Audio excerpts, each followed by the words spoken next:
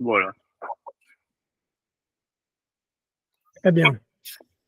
Alors bonjour Jacques Beau, nous sommes très heureux de vous recevoir pour Géostratégie Magazine pour réagir donc à chaud par rapport à la rébellion du chef de la milice Wagner, Prigojine. Alors dites-nous un peu plus, que s'est-il passé et précisément quand est-ce que les tentatives de rébellion ont démarré de la part de Prigojine?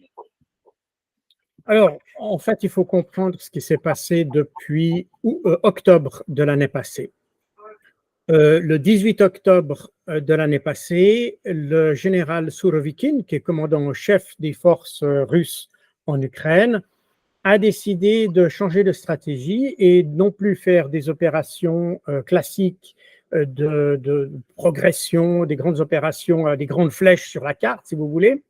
Et il a dit textuellement, nous ne ferons plus de grandes opérations, mais nous détruirons l'ennemi qui avance vers nous. Et ils ont choisi pour lancer cette opération, pour lancer cette nouvelle stratégie, si vous voulez, Bakhmout.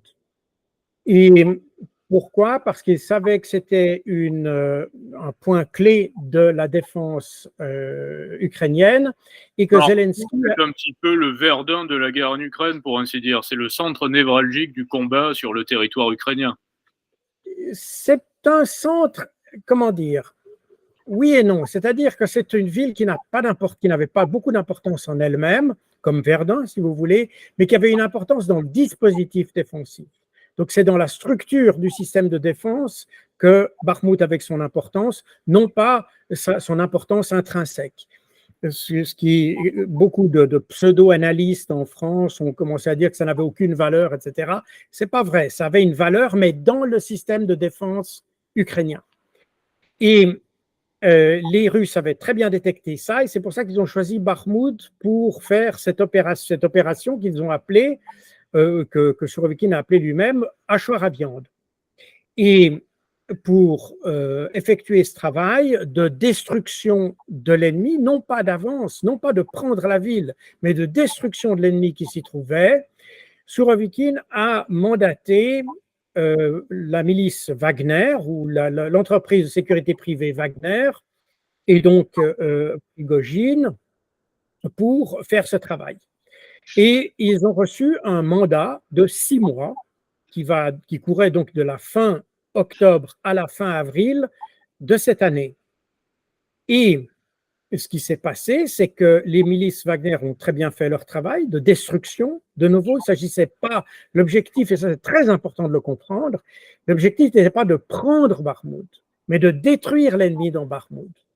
Donc, est-ce qu'on peut considérer que la milice Wagner a outrepassé ses droits, en quelque sorte, en s'attribuant des légitimités politiques? Laissez-moi finir.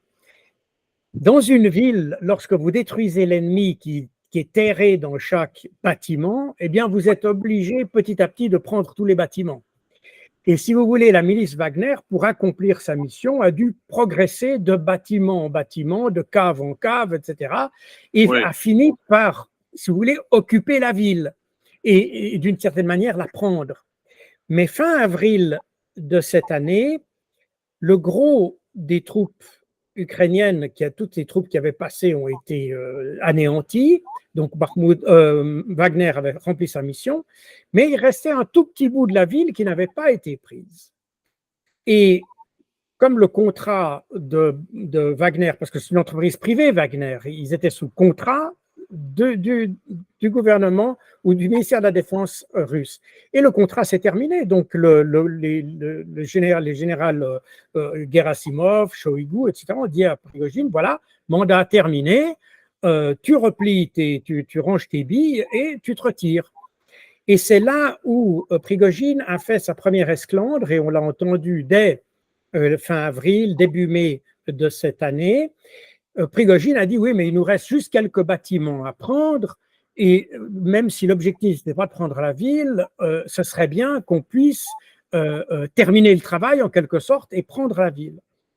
Et donc, on a prolongé son contrat d'1 mois pour qu'il termine, si vous voulez, le travail de destruction de l'adversaire dans Bakhmout. C'est donc là, c'était quand exactement? À partir de quelle date le contrat a été prolongé d'1 mois? Alors, le contrat de Prigojine, le dernier contrat, s'est terminé le 21 mai. Donc, on pourrait, je ne sais pas exactement la date à laquelle il a été prolongé, mais je pense que c'est le 21 avril. Donc, on est vraiment de fin octobre, fin avril, fin mai. Voilà. Et puis, fin mai, donc ça faisait 7 mois que Prigojine avait eu un contrat avec le ministère de la Défense. Et là, le ministère de la Défense a dit, voilà, maintenant vous avez bien rempli votre mission, terminé, au revoir, on vous paye les salaires et tous les salaires sont venus fin juin. Enfin, fin juin au 21 juin, jusqu'au 21 juin, les salaires ont été payés. Et puis, le ministère de la Défense a dit, voilà, maintenant, au revoir, nos liens contractuels sont terminés. Et c'est là que Prigojine, une deuxième fois, fait une esclandre parce que lui voudrait, évidemment, pour lui, c'est un contrat juteux, pour ses hommes aussi d'ailleurs, de renouveler le contrat. Or, à Bakhmout, typiquement, ce sont des unités de l'armée russe qui ont repris, en partie les milices de Kadyrov, qui sont des milices de la défense territoriale de la région de Tchétchénie, et puis des parachutistes ou des unités régulières russes. Mais la Russie, elle, n'a pas envie d'avoir, en fait, la Russie n'avait pas, déjà au départ, n'avait pas envie d'engager Wagner dans Bakhmout. Oui. Parce qu'ils n'ont pas l'habitude de travailler avec des entreprises privées pour des opérations de combat.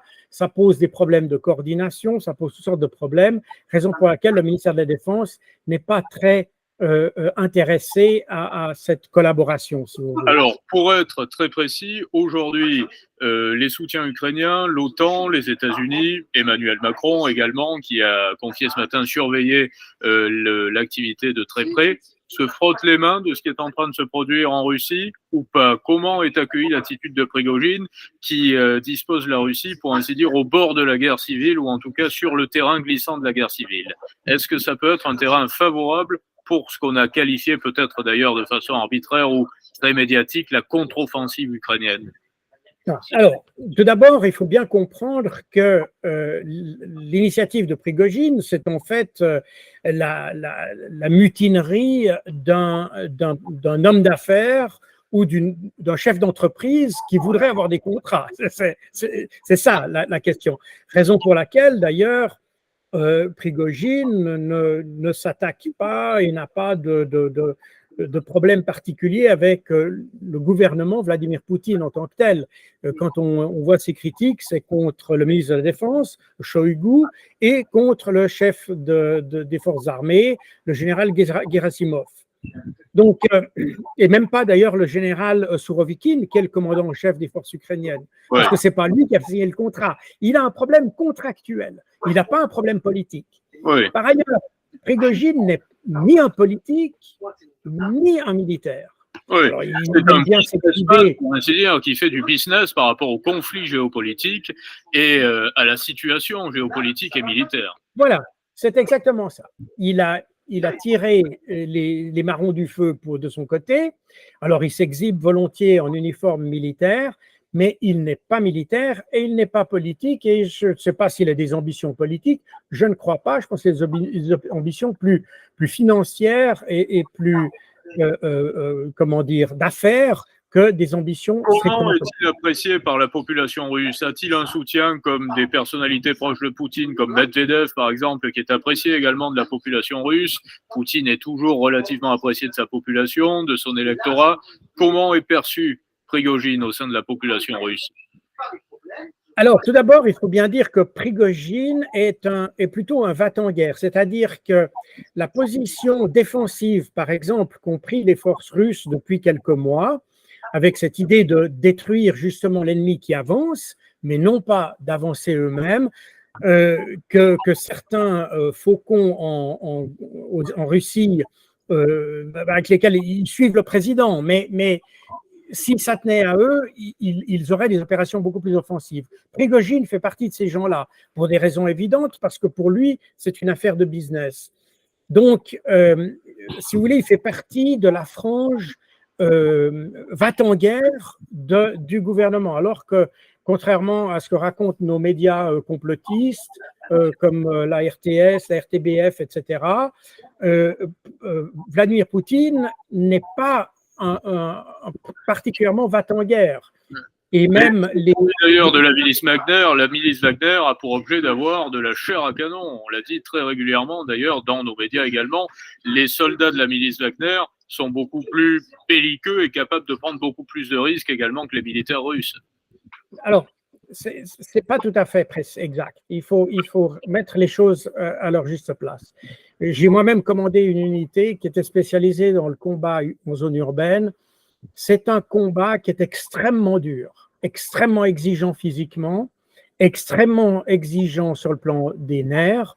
Il faut avoir des gens qui sont extrêmement aguerris, extrêmement robustes psychologiquement, parce que c'est un combat dans lequel l'ennemi est à quelques mètres de vous.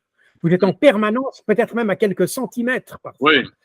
Et donc, c'est la raison pour laquelle la milice Wagner a été choisie pour le travail de Bakhmout.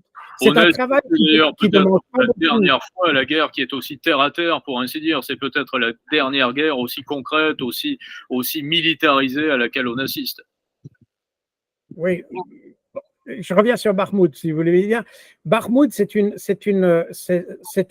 des opérations qui ne demandent pas des chars d'assaut, des moyens techniques très évolués, mais qui demandent un travail d'infanterie extrêmement pointu. Et c'est la raison pour laquelle on a choisi Wagner. Maintenant, quand on parle de combats comme ceux qui se déroulent actuellement dans la contre-offensive ukrainienne, on est avec un combat qui retombe dans le domaine technologique. On est des combats de chars, on est des combats avec des drones, on est des combats qui demandent des moyens technologiques très différents. Et c'est la raison pour laquelle la milice Wagner, en l'état, n'a pas vraiment de place. Enfin, c'est ce que je pense, et ce que je pense être la raison pour laquelle le ministre de la Défense ou le ministère de la Défense russe n'a pas voulu les réengager ou renouveler un contrat. C'est parce que le type de combat qui s'annonce dans le cadre de la contre-offensive est un combat de nature beaucoup plus conventionnelle, avec des armes développées, certes, mais on est dans le domaine du combat tel qu'on l'imaginait sur le théâtre d'Europe centrale dans les années 80-90.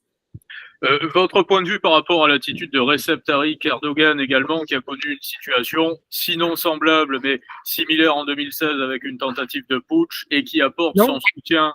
Non, c'est très différent. C'est très différent. En Turquie, la tentative de putsch était vraiment une tentative de putsch. Il s'agissait de renverser le pouvoir. Il y avait une tentative de coup d'État en Turquie.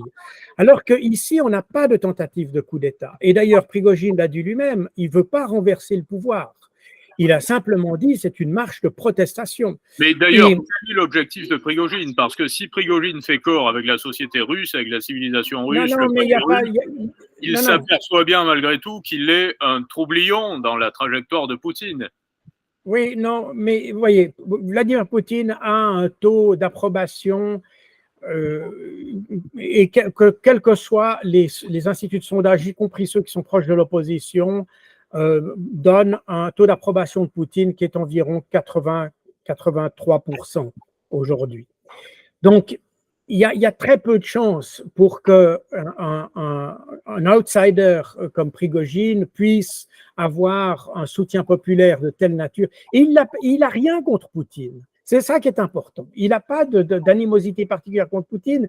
Il a une animosité particulière contre Gerasimov et Shoigu. C'est ça, et il l'a dit. Donc, on a perdu l'habitude en Occident d'écouter ce que les gens disent. Mais justement, il est tout à fait attendez, laissez-moi finir. Oui. Il faut éviter de remplacer ce que disent les gens par nos propres appréciations ou nos propres interprétations du conflit. Il faut prendre ce qu'ils disent et à partir de là analyser, mais pas analyser en faisant fi de ce qu'ils disent. Oui. Il est tout à fait inenvisageable que Prigojine attende un soutien occidental, naturellement. Alors, ce qui se passe, c'est que oui et non, c'est-à-dire que Prigojine n'attend pas de soutien occidental parce que son problème est un problème contractuel. En revanche, ce qui va se passer, et ce qui a commencé à se passer d'ailleurs, On l'a vu sur à peu près toutes les chaînes de médiatiques occidentales. Évidemment, tout le monde y voit maintenant une désapprobation de Poutine, la désagrégation de l'État russe, et puis avec un effet pervers, c'est que ça va revitaliser comment dire, l'idée que cette contre-offensive ukrainienne peut avoir du succès. Et là, on risque malheureusement de retomber, comme on l'a fait jusqu'à maintenant, sur un os, c'est-à-dire qu'au lieu de réfléchir maintenant à des solutions de sortie de crise, on va essayer de remettre le couvert et de redoubler la mise pour voir que comment dire, cette contre-offensive puisse, avec l'idée, parce que c'était l'idée de départ d'ailleurs, que cette contre-offensive, même si elle n'arrivait pas à des objectifs concrets au niveau opératif, qu'elle crée une situation en Russie qui puisse mener à un coup d'État. Et ce que fait Prigojine conforte un petit peu cette espèce de scénario, qui est un scénario fiction d'ailleurs, qui avait été élaboré par certains penseurs, je ne sais pas si le terme penseur est bon, mais des gens qui, c'est presque du conspirationnisme à l'envers, si vous voulez. Et donc voilà ce que ça peut créer.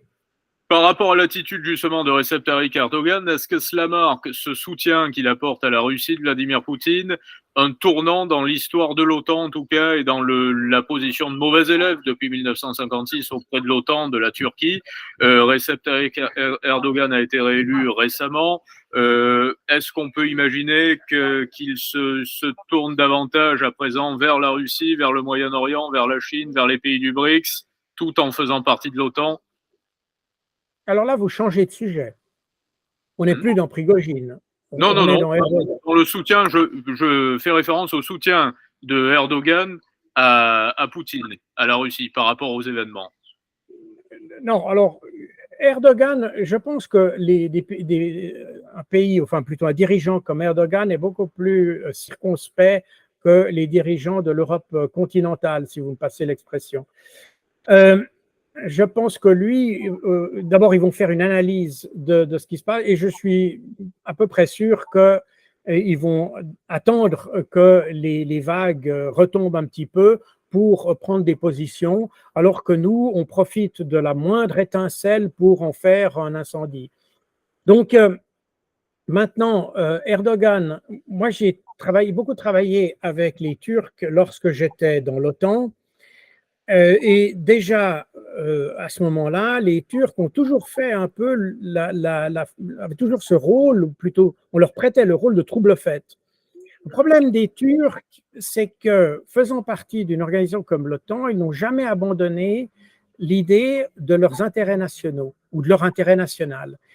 Et lorsqu'ils sont dans une négociation, même au sein de l'OTAN, même avec les alliés, ils font valoir leur intérêt et ils défendent leur intérêt parce que le plus souvent, les intérêts qui sont débattus à l'OTAN sont des intérêts qui sont dominés par le couple américano-britannique, surtout américain. Ouais. Mais l'exemple typique, c'est les interventions au Moyen-Orient, en Afghanistan, etc., qui n'ont pas du tout plu aux Turcs pour des raisons évidentes. Ouais. Et donc, les Turcs, eux, font toujours valoir leur intérêt. Et ils ont toujours, par rapport aux autres membres, les autres alliés, puisqu'ils font partie de l'Alliance Atlantique, ils ont toujours fait partie d'une certaine indépendance, même si ils se considèrent comme partie de l'Alliance, et ce sont même des alliés très fidèles de l'Alliance Atlantique.